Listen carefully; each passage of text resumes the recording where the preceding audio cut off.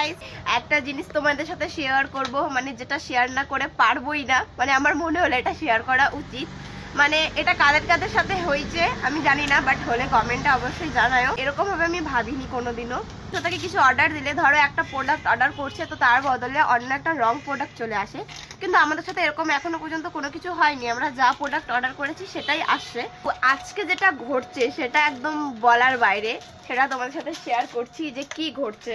এটা একটা মানে ভাবনার বাইরে, যেখানে দেখাচ্ছে দুটো প্রোডাক্ট আসবে, মানে দুটো পিস আসবে। এখানে 88 টাকায় দুটো পিস আসবে। আচ্ছা, এই যে অর্ডার একটু আগে ডেলিভারি হলো করে এত বড় একটা বক্স আসছে, মানে এটা ভাবনার বাইরে।